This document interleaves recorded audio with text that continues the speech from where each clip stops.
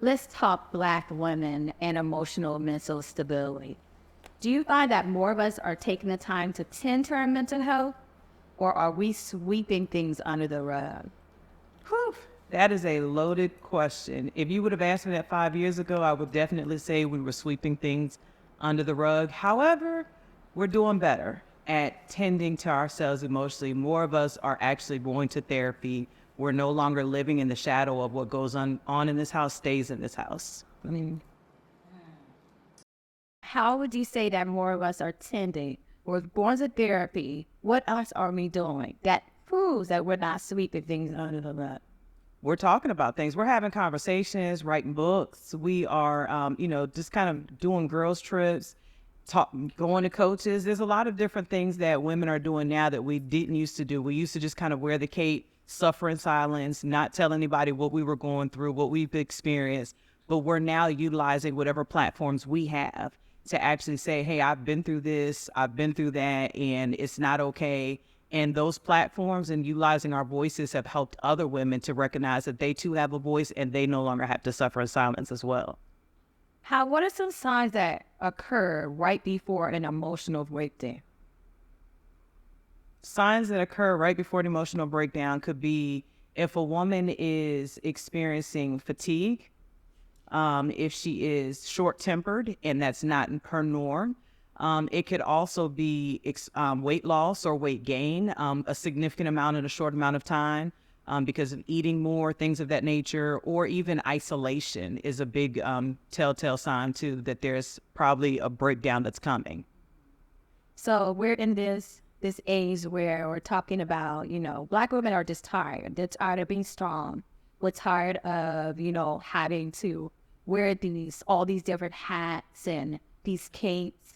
The soft girl life is what we want. Mm-hmm. And your expertise is the soft girl life attainable. And if it is, what are certain things that we as Black women need to do in order to get there? So the soft girl life is absolutely attainable. But part of the steps is getting out of our own way and recognizing that it's okay to not have to do everything for yourself. It is okay to allow your partner to be able to assist you in things or to do things for you, or not even your partner, but others, not feeling like that you have to be Superwoman or Wonder Woman all the time and doing everything. That is definitely okay to say, hey, you know what? I'm not the end all be all for this. I need help. And there's nothing wrong with that. I personally enjoy the space of being a soft girl. So where does that even come from? This whole idea that we as Black women have to do it all. Where does that come from? So if we look at that, if we could take this all the way back to slavery times, right? When we think about slavery times, we had our men were sold off, our children were taken. Black women at that time did not have the opportunity to break down. They didn't have the opportunity to cry and fall apart because they had to keep going. Because if they didn't, it was very dangerous for them. So we just kind of continued that from generation to generation of feeling like we had to do it all. It was expected for us to do it all.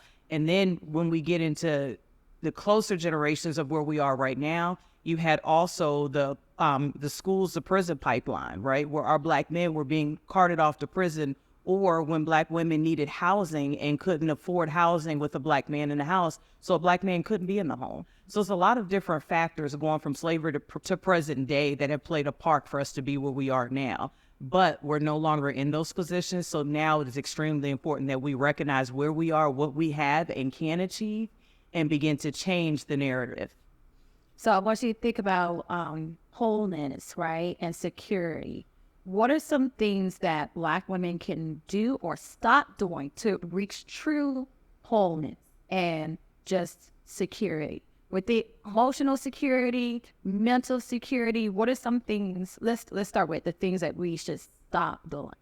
Think about that. What are some things that Black women are doing that they need to stop doing? So I would say the biggest thing that we need to stop doing is comparing. We compare ourselves to other Black women or women of other nationalities and races, and we feel like because I'm this age or I've achieved this, I should be here. when that's not necessarily the case. Comparison is a thief of joy. So we have to stop comparing ourselves to others. One person's journey is not your journey. And when you recognize that your journey doesn't look like somebody else's, but it doesn't mean that you're not achieving, then you can get to where you need to be because you're focused on you rather than looking at everyone else around you. Okay, so if a woman comes to you and she's saying, I'm struggling really hard with this, for one, I have all these barriers. I'm a single mother. I don't have a man in the house. I have a lot of children. I'm in a position where I'm having to get up and work 12 hours a day. And on top of that, my mental health, it feels like I don't have enough time to tend to myself. I don't have enough time to embrace this software life. What are some tips and strategies that you can give that will help her? The first thing I'm going to ask is, do you have a calendar? And if you have a calendar, what are you putting on your calendar that you're showing up for? So if you're showing up to work, if you're showing up to meetings that are on your calendar, you're showing up to your children's events that's on your calendar, then I need you to put you on your calendar. Because once you put you on your calendar and you show up for you in the same way that you show up for your children, you show up for your boss, and every other aspect of your life that you're showing up for, then you can get into a better space. Yes, there is a lot that you have going on, but it doesn't mean that you can't fit in what you need to fit in. Even if it is saying, hey, I want to go to therapy, but I don't have time. Yes, you do. You have a lunch break. You could do telehealth therapy now. There's so many different ways that therapy is available. Therapy is available through insurance. Therapy is available through the sliding scale. You have a lot of therapists that will take people pro bono. One, right? There's options that are out there. It's just about exploring those options and showing up for yourself. And that may mean that some of the things that you do, like maybe sitting on your phone and scrolling through social media for what you think is 5 minutes, but turns into 2 hours, stopping doing those things. And so that you can manage your time better, do things different. Even with therapy, if you're taking your children to a practice, a basketball practice or football practice, while you're sitting in the parking lot while they're at practice, you could be attending your therapy session. Now we're going to get some final thoughts. What are some things that you wish that Black women understood about emotional and mental health? Cool. So I really want Black women to understand that we all have mental health. We all have emotional health. And just because you may have some days and some times where you're struggling, where you may feel like, oh, I can't cry, you can cry. It's okay. It doesn't make you weak. Having a struggle with your emotional health does not, or your mental health doesn't mean that you're weak. It means that you're human and that you have just reached your capacity in this moment. And it's important to be able to, just to reach out and get that support. And it's also okay to say, hey, I'm not okay and I need some help. And that help may not be that you're going to therapy. It may mean that you're tapping into your sisters that are around you, but find that space that is brave for you. I don't like to say safe space because some things aren't going to feel safe talking about, but find that brave space that you can have where you can talk about those difficult things that are making you feel frustrated, upset, or even emotionally unbalanced. Love it. If someone wants to find you, how can they find you? Absolutely. You can find me through purposedhealingllc.com. That's purposedhealingllc.com. I'm on Facebook and social media under Purpose Healing as well. And what do you specialize in? I specialize in trauma. I deal with a lot of sexual trauma, combat trauma, any type of trauma, pretty much for the most part I deal with. I also deal with self-esteem and confidence as well. I work with anyone, but Black women tend to be my jam. How does it feel being a strong Black woman? Being a strong Black woman, it's innate. It's in our DNA. It's in our history. It's in our everyday, especially here in America, where we have to be strong in order to survive, in order to make it day by day. And the reason why I say it's innate and it's in our DNA is because, again, coming all the way over from Africa, hundreds of years ago, and having to embrace, and when I say embrace, we did have to embrace slavery, maltreatment, having our children taken away from us, having our husbands and our loved ones taken away, being demoralized, you have to be strong in order to do that. So it's not that being a strong Black woman is something that we learn, it's in us. Mm, Every decade we've had to face different trials, different tribulations, different things that we've had to endure. So it is embedded in us. It's even embedded in our parenting, how our mothers and our fathers have parented us, as I explain in the book. It's embedded in us. So being a strong Black woman, that's who we are. It is mm, us. When you mm, say Black woman, it automatically means strong in front mm, of that. So that's what I feel, what the definition of being a strong Black woman is. It's just us. mm. It's I just love us. that. So, how does it feel to be a strong Black woman?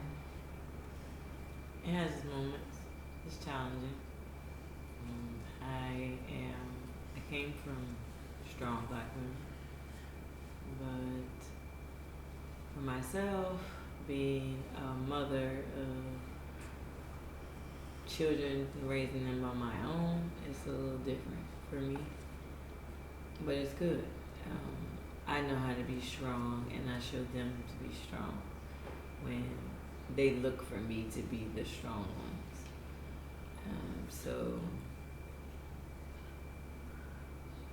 it has its moments, but I know how to process and work through it right now because the challenges have came since I was a kid. So now that I'm an adult, I know how to maneuver around those things and my emotions, and that's what I teach my kids. So how does it feel being a strong Black woman?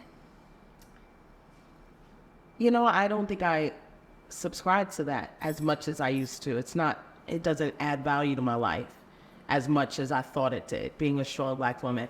I think now I feel more courageous and confident that I know when not to be strong, that I now want to be able to access the wealth of my feelings and emotions. I don't want to be strong. Some days I want to experience the weakness that allows me to be open to change or to be accountable or to be able to ignore. I mean, if you don't have a moment of weakness, then where do you grow? So I think that's something that has inhibited Black women for so long is you're playing a role. If you're strong 24/7, you are not living authentically. So I don't think I ascribe to that as much as I used to when I thought it had greater value. Now it's more important to me to say, well, today I'm a brave Black woman, and tomorrow I'll be strong. I'm strong in moments when I need to be. But I think being strong, it hasn't given us as a collaborative. It hasn't given us the grace that we deserve because you're just strong. So no, I think I'm happiest and I'm most confident that I know when strong matters and where it belongs. And I think it served me better to be able to access all of the other feelings and emotions. And I see other women do it outside of, nobody's saying strong white women. How does it feel to be a strong white woman? And if you think about it historically, negatives aren't assigned to white women, or pressure isn't naturally assigned to them. Only Black women were assigned the pressure of being consistently strong. And so I resist it. As they say, I rebuke it. So I'm happy that I identify now with being strong when I need to be, but also being much more emotionally aware of when I need to put it aside. And then my strength comes in handy when I'm able to access it in its authentic nature when it's necessary. Because being strong 24/7 has at times kept me away from things that I deserve. Being a strong Black woman feels empowering, exciting, challenging, overcoming at times, because there's so much of our daily lives that we have to handle, from work, home, relationships with family and friends. It can be overwhelming at times, but it's encouraging as well to know that being a strong Black woman elevate you and motivate you in a space that no other spaces could. I want you to think about how that phrase has impacted you, both emotionally, just this strong Black woman phrase. How has it impacted your life, your secure journey, emotionally, as well as mentally? Um, dig a little bit deeper than what you shared in the book. I want you Yeah. to go there with us. Go there with us. I'm actually, to be honest with you, I'm tired of being a strong, not the Black woman, but the strong, the word strong. Sometimes I just want to be a Black woman. Sometimes I just want to be a woman. But in this era that we're in, it is almost, I'm so glad we're in a soft girl era. I am so happy that we finally normalized being soft, you know, because it is much needed. Um, we have run ourselves rampant trying to be Miss Independent. You know, we have songs about being independent. We have songs about hustling. We have songs about we've normalized us being strong, being confident, independent, where we've almost lost how to be soft, how to be a woman, how to be um, vulnerable, how to cry, you Mm, know, and it's so many times where I have to catch myself when I'm raising my Black boys, my Black men, and when they are feeling vulnerable or want to cry, I want to say, well, you better hush that stuff up. You better mhm, not cry. You know how it is. You know, that's how we were raised. And so I have to remind myself as a mother to say, it is okay to feel how you're feeling. It is okay to say no. It is okay to cry. And it's okay to share with other people that you are feeling sad or vulnerable, because if not, you're going to run into these different bouts of depression and sadness. And in African American society, I'm glad we're finally embracing the fact that of therapy. And when you're going to therapy, normally it's shown or said as being weak, less than. Why do you need therapy when you have God? You know, why do mhm, you need therapy when you have a husband or best friends? Um, just be strong. Be that strong Black woman that you are. But all the while you're being strong, you're dying on the inside. mhm, And you are not being an effective and efficient person because you're tired, but you can't show your tiredness, right? So I went through that, you know, during different stages in my life. As a matter of fact, I just went through a little spout of that at the end of last year when when I said to myself, no, I need to take a break because I'm going down the route of trying to be a strong Black woman. And all in all, this while I am normalizing being sad. mhm, That should not be a normal feeling, a normal emotion for me. Let me sit in my feelings. Let me sit in my sadness. Let me sit in my heartbreak and feel the emotions that I need to feel. Don't stay there, but I need to feel it and then work my way out of it. Because if any time that we don't do that, we're skipping over a phase or a step of healing. mhm. You cannot heal unless you feel. They both go together. That's good. And so feeling does not mean that you're not being strong. Feeling actually is an aspect that allows you to be strong and sit in it, because you got to be strong to sit in your sadness. You got to be strong to sit in your mourning. You've got to be strong to sit in your heartache and feel that emotion so you can go to the next step. Mm, So it definitely is real. It is real, and I'm so glad that we're in this stage of this century where we're seeing more commercials about better health. You know, go see a therapist. You know, normalizing that. But unfortunately, it's still not normalized as much in the African American community as it is in other communities outside of our ethnic background. Can you speak on a time Think about a time where you felt like, oh my gosh, I was strong. Yes. Yeah. And it's impacted you emotionally as well as mentally in a negative way. Yeah, I think when initially when I became a mom, I was a young mom. I was so afraid of people's perspective of me in corporate America that I was robbing my children of my presence so that I could prove something to within a corporate space. And I had a lot of pressure at this time in my life as a younger woman. I had a boss who was a Black woman. She did not have children. And so a lot of her perspective was very different than mine because we had different priorities. And she was training me or grooming me to lean into my strength. And what that meant for her was disregarding my needs to be a good mom. You know, because there were moments where I needed to be a good mom based on what my emotional health was. If I couldn't be present, it emotionally was draining for me.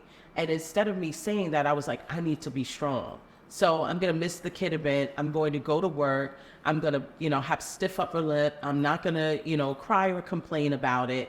And what it started to do was make me cry all the time, because I would go into these private moments of where I could only purge alone. God forbid anybody see me cry. And I had real grief about not being able to be present because I wanted to be a solid corporate professional. And this other Black woman who was older than me was telling me that that was the only way to thrive in this environment was, you can't complain and you can't look weak and, hey, you're not going to be able to be at everything for your children, to a point of where you're at nothing.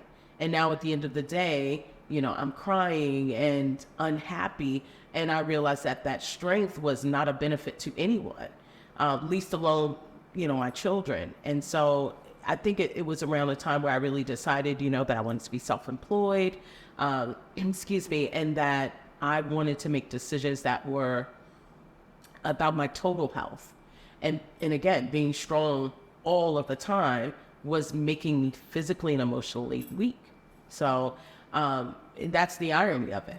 If you play that game, and it is a game, it's not possible to be a human with the wealth of emotions that are available to us, and the only feeling I'm ever going to have is strength.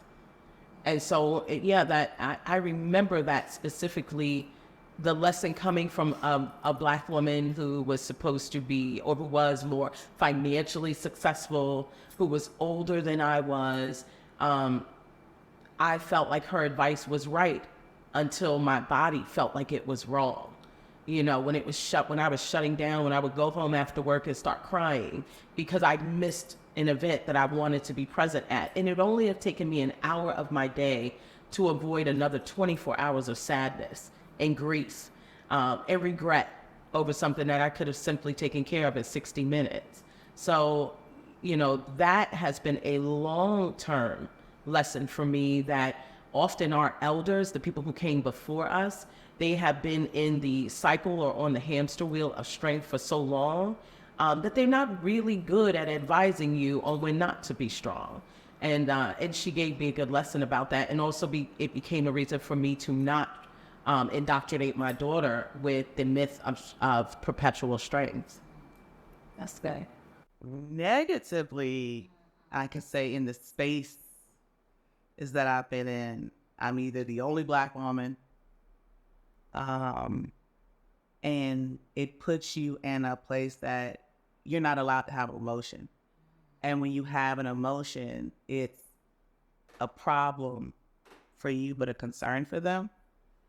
And negativity puts me in a space where, I feel like I can't have my own feelings and say how I want to say it because it's perceived as angry Black girl. That's negative. But it's not that. I have concerns. I have grievances that I want to address. And it makes it hard, is that the best way I could put it? To be like, I can't give myself grace because of who I am.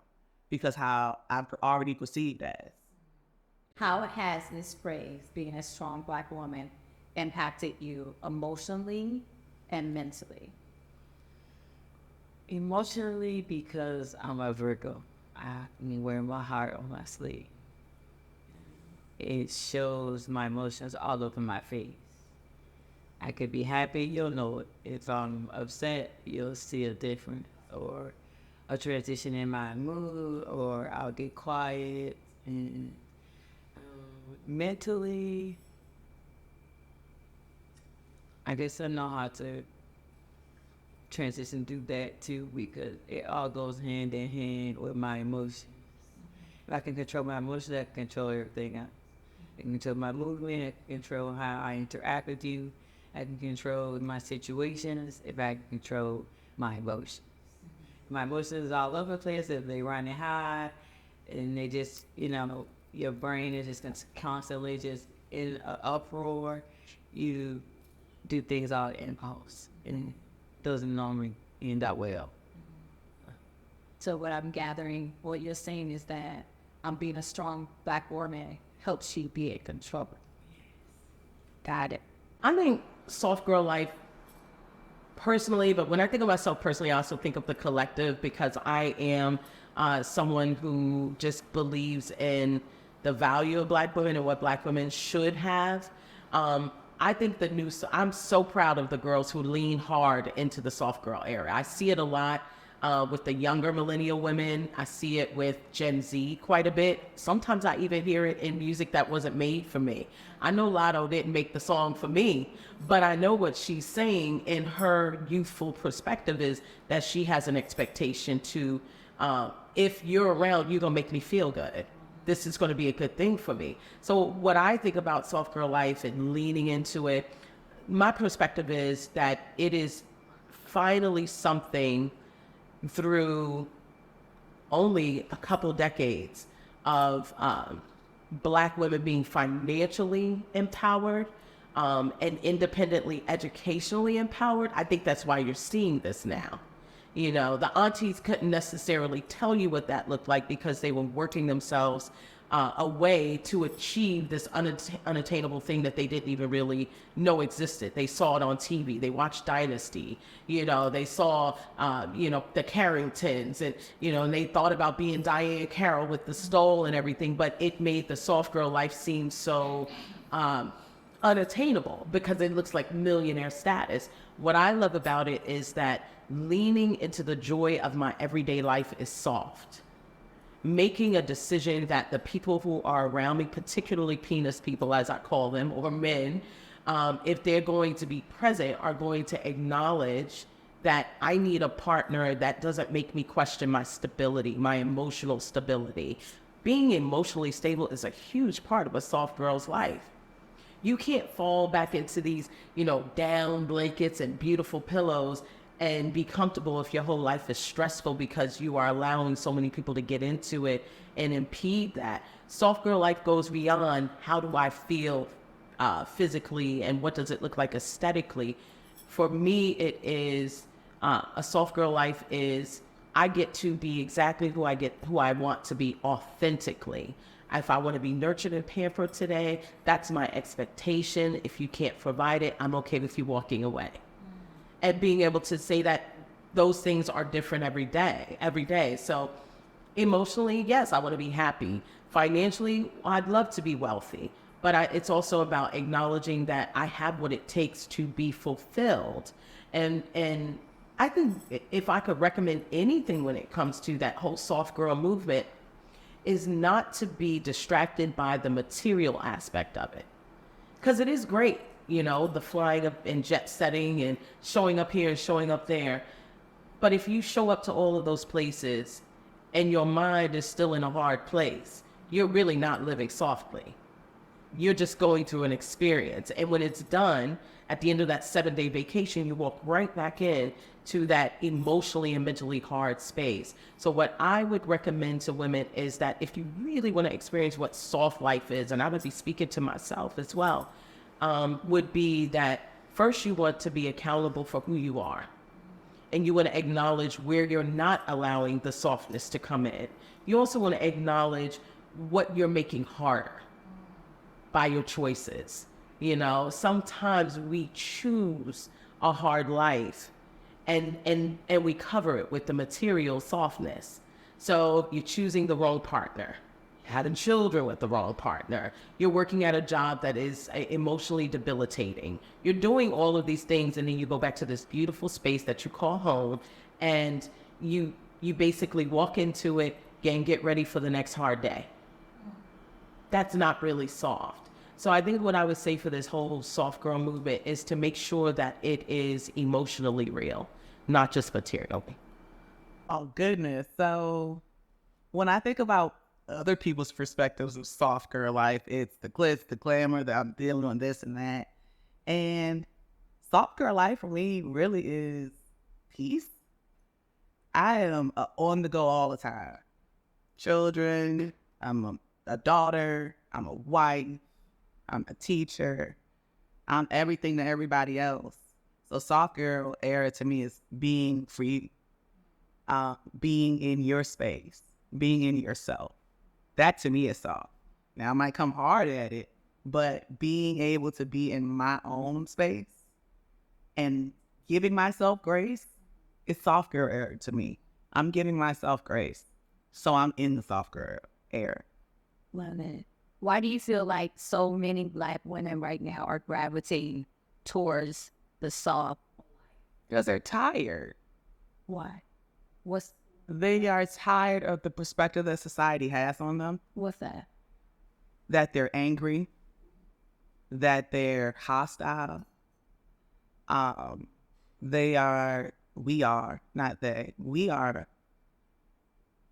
exhausted, and I'm gonna say quote unquote soft girl era gives you that me time.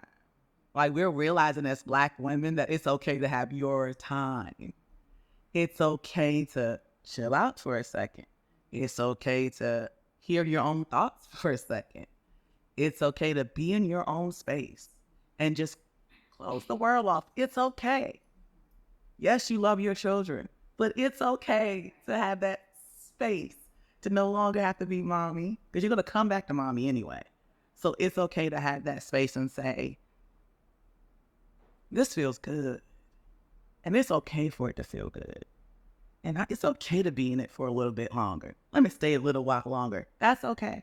What is the soft life, and why do you feel more Black women are gravitating towards that just now? Because they're tired.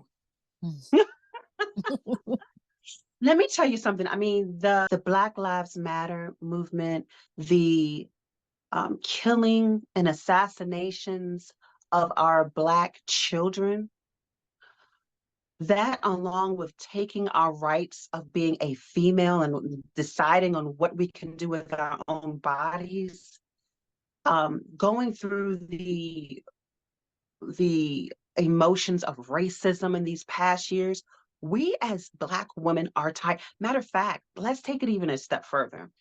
Being viewed as women who are not favored in an African American male environment or society. So we're seeing more African American men, more Black men who are downplaying their Black sisters, who would rather date other races instead of dating a Black woman for whatever reason. You know, they could have valid reasons, they could not. But all of these things combined is making us tired. And it's making us say, you know what? I do need to step back. I may need a therapist. I don't want to be strong anymore. I want a soft girl life. I've handled it on our shoulders long enough, on my shoulder long enough. It's time for me in some aspects to be taken care of. It's time for me to have self-care moments. It's time for me to embrace who I am and forget everyone else. If they can't take it, they just can't take it. But this season is for me. This season is for me. So we have more people meditating, more people praying, more people seeking acceptance in who they are. And so soft girl does not always have to mean that you have gotten your nails done and your pedicures and stuff. That's not what soft girl era is all about. Soft girl era is saying, you know what? I don't want to handle it all. I don't want to handle it Right. all. I just want to be. And I want to be accepted for who I am. That's the soft girl era. Whether that means Yeah. I wear eyelashes that look like butterflies on my face, that is me. Whether it looks like I have, short fingernails. I don't want to get my nails up. I just want to, be in my sweatpants and my big baggy shirt. I want to be. If that's what you want to be, then you be it. But that's what's being soft. It's just acknowledging the fact that I don't want to carry it on, and I shouldn't have to. What does the soft life mean to you? Soft means to you. What does that mean? Soft life.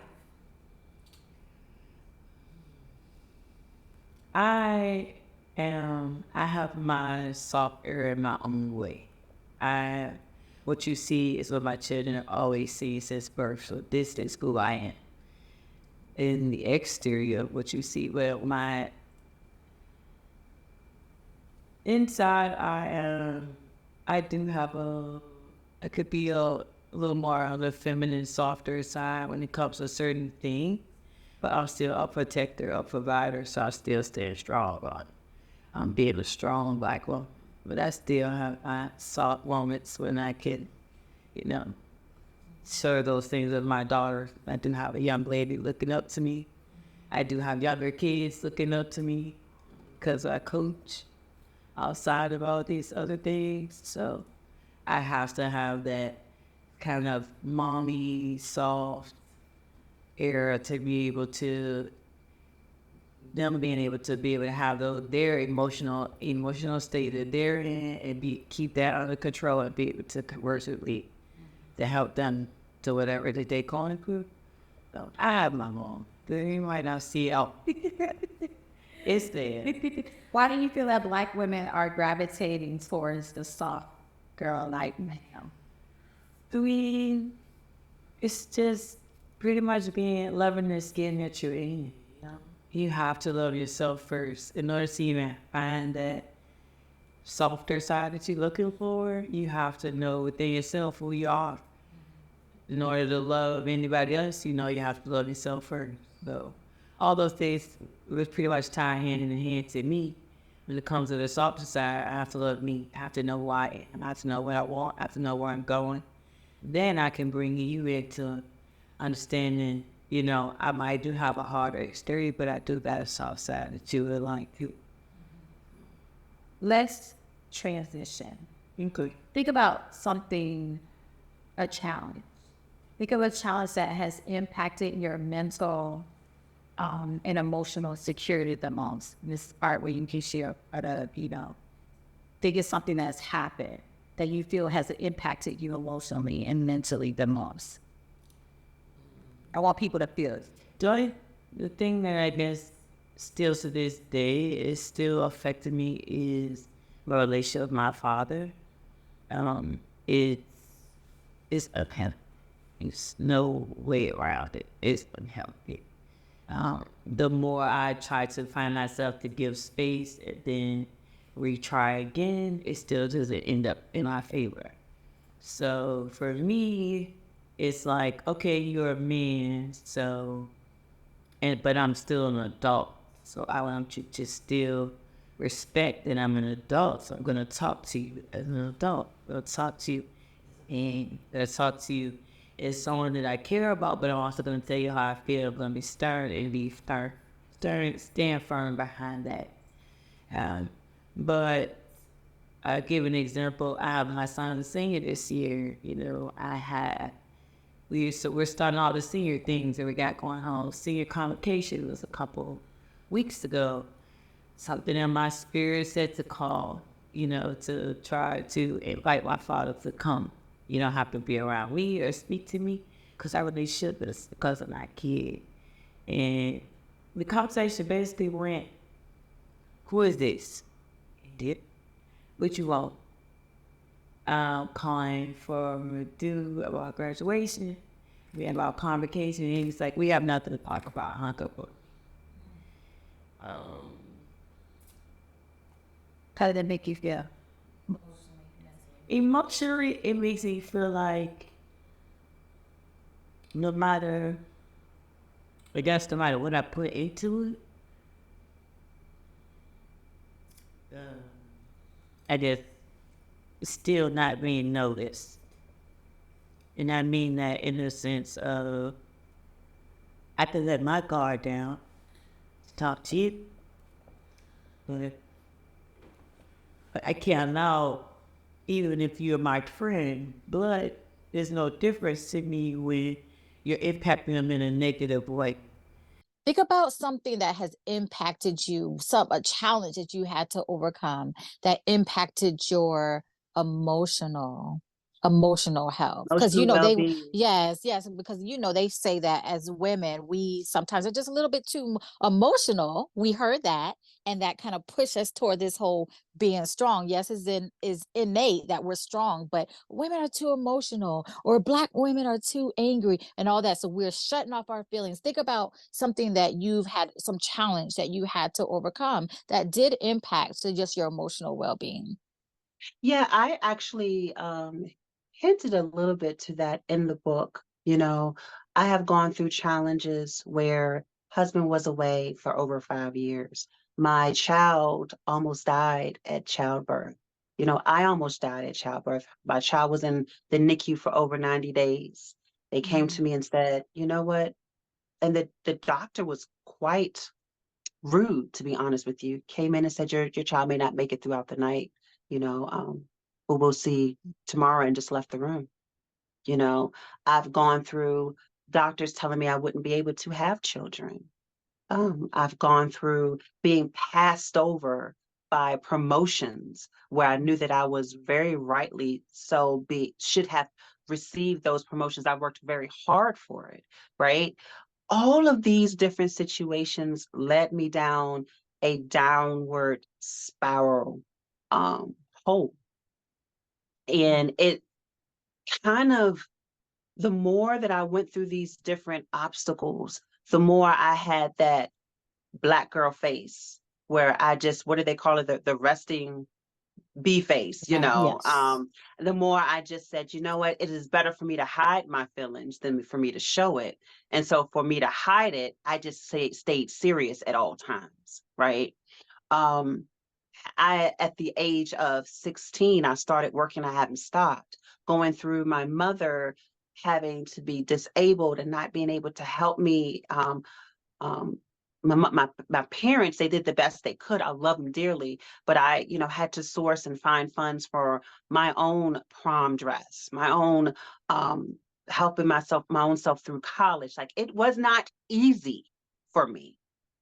And all in all, through God, each year I realized a little bit more about myself and things I needed to change. I've had my ups and downs, of course. Um, I've done me. I've done things I wasn't supposed to do. I've had regrets. Going through divorce. My story is not easy. It certainly isn't easy. But when we're going through all of these things, these incidents, you can have a downward spiral, and can be hard for you to kind of grab yourself out of it.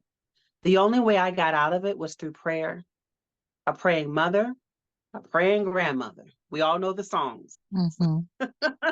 Somebody prayed for me, right? Right. Because even when I wasn't able to pray for myself, having people around me and rallying around me, the right people, is very important. And Right. sometimes those people are not your close friends. Sometimes the greatest support you can get are people you don't even know. They hear about your story and Yeah. say, you know what, I want to support you.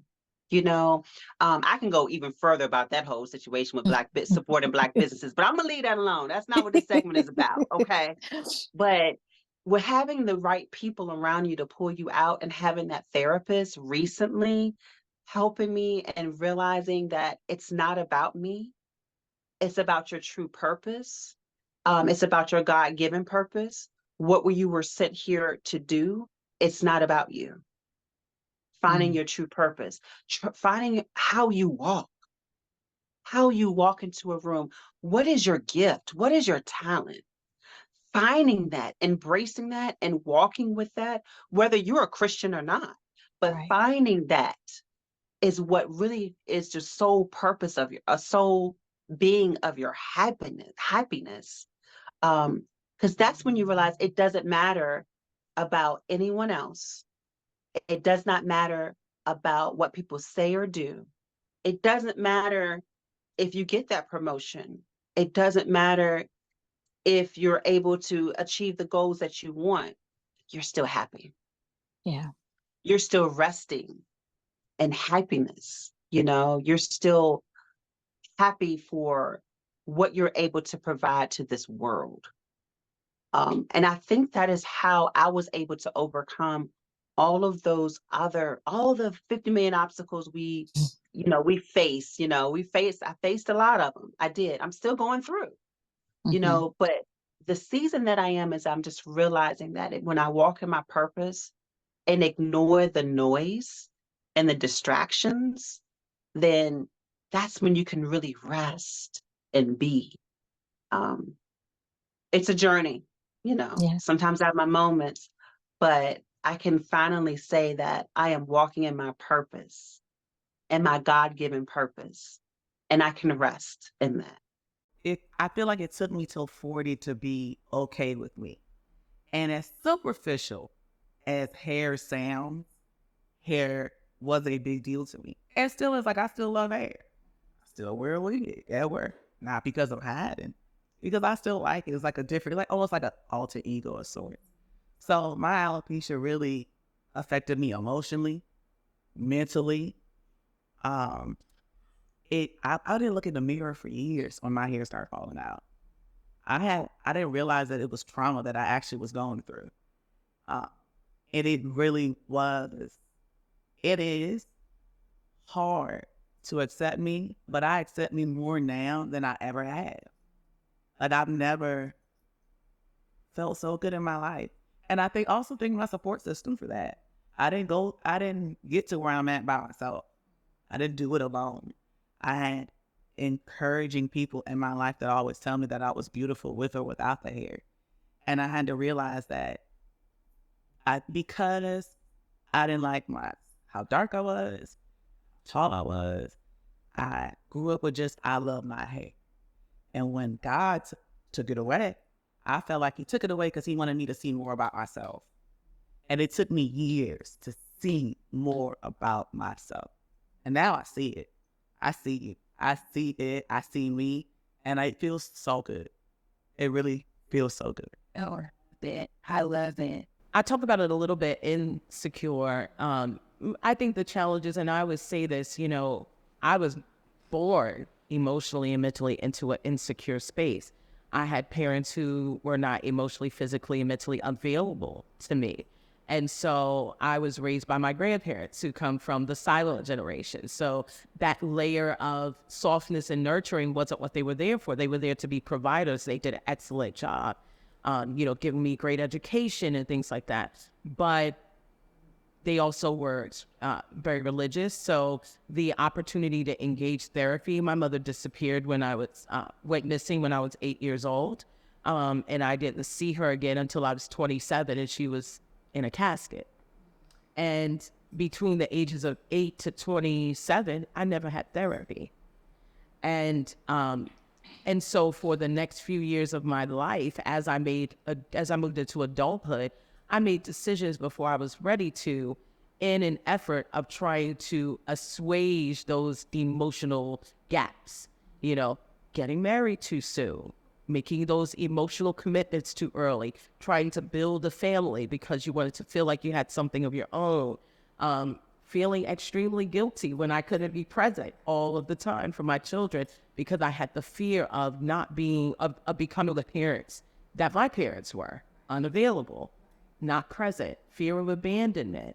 So I think I lived in that space until I was 28 years old and deeply engaged therapy so that I could identify what it was that was keeping me from having the emotional wealth that I wanted to have, and so that I did not become the emotional wealth gap that my children would inherit. And so I think once I got through that process, I was able to look at them and see the things that they needed. And of course, you do your very best as a parent. We love to call it perfection. You're dealing with humans, right? So sometimes it works out really well. I'm very fortunate to have two good humans that I could claim as my own children. And when I look at it, I think the thing that I did best was give them emotional space that I was not given. When my mother went missing, it was more about, well, at least you have the rest of these people, as opposed to, let's talk about how that's impacting you. Let's talk about how that makes you feel. And every year of my life, I had to go through the milestones that everyone else goes through without either parent present. So I might go, 8 or 9 years old. It may not seem as relevant or as impactful, but you hit 12 and you're starting to go through cycle changes, and you don't have a mom to sit there on the bed with you and do the things TV tells you Claire Huxtable did, right? Being a product of the 80s and 90s, that was what I saw on TV. And I knew that I was missing something that would have been an emotional lift for me. And every year, again, you're just going through those consistent reminders of what you're lacking. And it's hard to, when you're a teenager, justify something as significant as parents who aren't available with, at least I have all these other people. You know what you need, you know what you're missing, you know prom is coming, and you want to go prom shopping with your mom. You want to have that experience with that woman who birthed you, and I think that really determined my early adulthood. Just the lack of therapeutic environment. I was well provided for. I would say that the people who raised me loved me, but I would tell any parent out there, your presence is more important than anyone else's. I would tell people I would have lived in an apartment with no lights just to be with my mother. It's just that simple. I would have taken, none of that would have seemed as painful as not having her. And so just that experience from my youth of not having either of my parents physically or emotionally available, I think it created an immediately insecure package. Black woman is going through what you're going through right now. What would you say to her to encourage her to let it go, let it release whatever she's holding, please release it, and to walk towards the soft light? What would you say? I would say start to find ways to help yourself heal. And I mean that if you're not very religious or something like that, I always say, pray to God or pray who your higher power to is, but also you can learn ways to just be able to cope with things in a timely manner when they happen. And I say if, to give you an example, if you're having a bad moment at work or you feel yourself having a breakdown, put a timer on your phone and give yourself 5-10 minutes to release whatever that energy is that you're feeling right now. So when that timer goes off, it's time to inhale and exhale, and it's time to keep going. And you're not going to go back to that because you gave yourself that time to cry, to be upset, to holler, do what you need to do. I say just always remember to take time for you. No one can tell you how you feel. No one can tell you how to move. So always listen to yourself. Always. If it's something that you feel that it's somebody that you can talk to, therapy. There's plenty of Facebook groups. There's all types of things. There are people that are not there to judge you, but they really just to listen. It's nothing you have to pay nobody because you feel like, oh, it's going to cost money. It's going to cost on my insurance, or it's going to cost something like that. There's a lot of things that are free that you really just have to look for. It might even be in your community. You just don't know about it. You don't have the internet. I'm sure it's somebody that that does. Like it's many, many resources, and all you just need to do is apply. And if you can't find them, find somebody that could help you to apply. But you gotta speak up. You can't be silent. Being a show woman doesn't always mean being silent. You have to speak up. Nobody else gonna speak up for you. You speak up for yourself. Sis, get up. It's time to get up. It's time to take back what was lost. It is time for you to stop crying, because you know what the Bible verse says, weeping may endure for a night, but joy will come in the morning. But then you're asking yourself, well, how will I get this joy? I'm angry. I'm upset. I trusted in God. I trusted in man. I trusted in myself. And everything that I trusted in failed. The one thing that I know, there's this incident in the Bible where a woman had lost everything and she had nowhere to go. And she went to this one person and she said, I'm lost at all. If I don't pay these debts off, they're going to take my son. And the first thing that he said, I won't say the names because I want it to be you to look this up for yourself. The first thing that he said was, what do you have? What do you have? And through what she had, she was able to get an overflow of oil, right? So I want you to start focusing on what you have. You may not have much. That woman didn't have much. She didn't even have a whole container of oil, but what she had caused the overflow. I need for you to start not focusing on the failures, but focusing on what you have. If you don't have much money, you have breath in your loins. If you don't have a house, you got a place to stay. If you don't have a lot of clothes, I guarantee you got clothes on right now. I need for you to start focusing on what you have and rest in peace with what you have. Work with what you have so you can get blessed with more.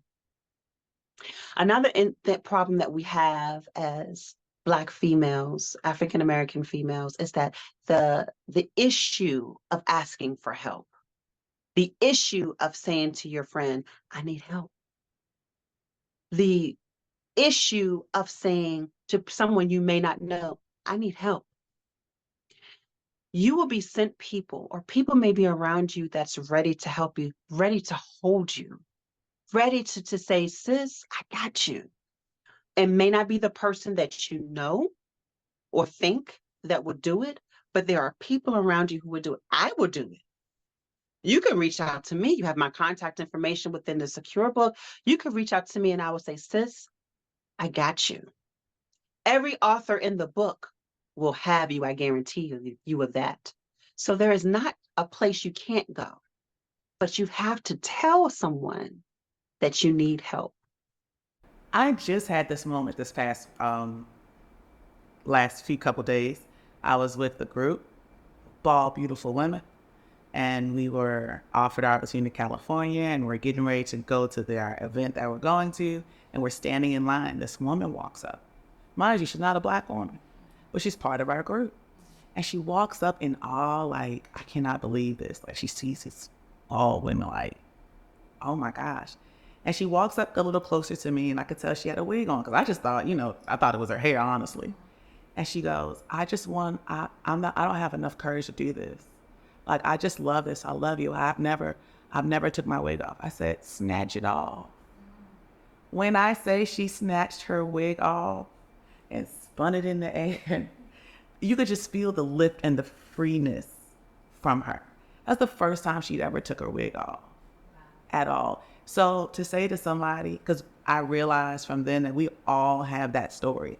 We all had that story of coming from under our hair, and our hair was our security blanket, our cover, our, you don't see me, I don't want you to see me. I want you to see the perspective of what society is supposed to see you as. And I would say, even though it's a work in progress, I would tell that Black woman going through, whether it be any kind of hair loss, that it's okay to be you and to still love you, regardless of what it looks like on the outside. And I guarantee when you let go of the security blanket, you're going to feel 10 times more better than you were under it in the first place. Like, you're really going to look back and be like, I could have lifted the veil a long time ago. But it's a process. It's a process. And I would tell that person and that Black woman that it's a process. And give yourself grace. That it's okay. I had to do that to myself. As much as my support system loved me so much and was, you're fine, I still had to give myself grace and be okay with the process. And now when I look back, I'm like, wow, girl, you did that. I wish that we would sit with ourselves more. I think that the space we sit in is often so crowded with the responsibilities that we have for everyone else, that we treat the emotional and mental breakdown like a moment when it's a movement in your life. It's taking you somewhere. And we treat it like, I'll get over it, and often that's the moment you should be going into the room by yourself, sitting down, talking to yourself. Why am I here? I think we need to have more real conversations about ourselves instead of avoiding it because we don't want to seem like we lack strength. And the minute you're able to have that, then you're also able to seek out the people who can assist you through the process. But if you're not accountable to that feeling and you treat it like it's a fleeting moment, I think it's very hard to rise above it. And we have an unfortunate thing, as women, as Black women, of being perpetual mules in society, pulling weight that we're not often prepared for, we force ourselves to do, So it's like, no, I got it, I'll do it myself, because no one has been coming along to help in the first place. And it's like you train yourself into a position of doing the hard thing because you don't expect any assistance. You don't expect to be seen as soft enough to need it. You don't expect to be seen as warm enough to need it. And then, God forbid I need it, I'm not strong, right? So all of those things come into play. And in that moment of emotional or mental breakdown, we treat it like it's not real. Like it's just a momentary chink in my armor. And when the truth is really, the armor needs to come off. The armor needs to be discarded. And that is one of the big things I would say to Black women. Discard the armor. Discard it. You are just as entitled to a breadth of emotions and feelings as white men, white women, and the Black men in your life that you are consistently holding up. He comes home from work, he's angry, he gets to go on about it and just sit in the chair and process and not talk to anyone. And you go, that's because he's having a day. Why aren't you giving yourself the same grace? Why don't you understand the gaps that are occurring in your life where you're not going, let me go and get the soil to fill that gap and then plant good seed on it. So the soil is digging into self, becoming more aware of why you feel the way you do, becoming more entitled to feel those feelings, and then planting the seed through therapy, and other self-awareness coaching. You can reach out to me. I'm happy as a coach in my coaching practice to work with people who are looking for it. But plant the seed through therapy, acknowledging that you deserve to flower. You deserve to thrive. You deserve to grow. Otherwise, what we do is we have those moments and we fill them with concrete. We go, that didn't exist. It was just a hole that needed to be fixed. No, you need to take time to understand that these patches are not going to work. Even concrete begins to fail and crumble. I want to believe that securing the bag is a dream of every woman. Every Black woman wants and desires financial security, but none of that matters if you're insecure. That's what this journey has been all about as we close out episode 3 enter into episode 4, I want to encourage you to remember that the bag awaits. The bag is yours, but your security, emotionally, spiritually, mentally, is just as important. Secure yourself, sis.